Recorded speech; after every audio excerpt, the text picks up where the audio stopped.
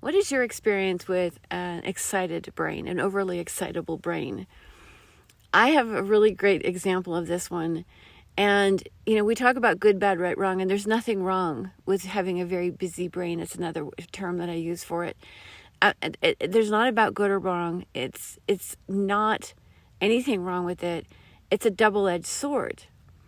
So when my son Kenton was about 3 or 4, we had already established he has a really good sense of humor. But by the time I got to be 3 or 4, there was some stuff going on in life that really had my focus. And there were days where he was, asking for cheese, and I didn't even stop, and I gave him some cheese.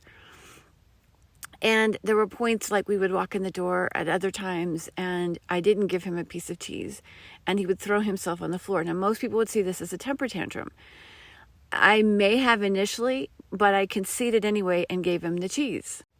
But after a while, this became like insane. It was like the funniest experience. It was like the best distraction for me.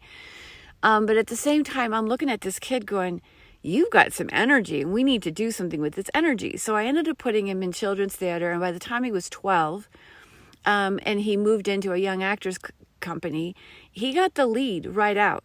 So he had this incredible energy. By the way, he actually was diagnosed with ADHD. They wanted me to put him on medications and I told him to take a flying fucking leap.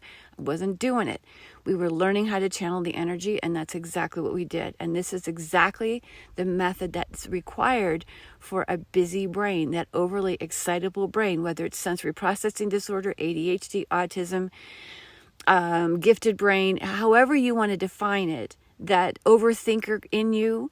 The energy is very important. It has a very necessary, as I said, double-edged sword, and we can teach you how to do this. The difference is being pushed to exhaustion versus being pulled by enthusiasm. That's the exceptional difference right there.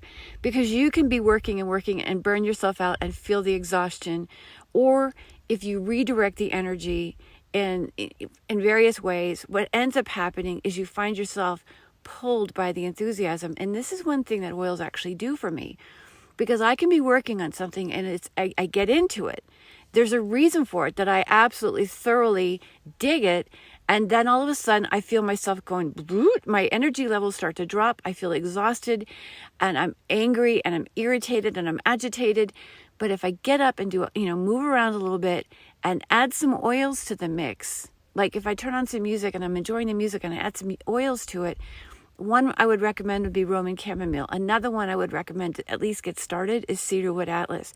But the introduction of those moves the energy into enthusiasm and you're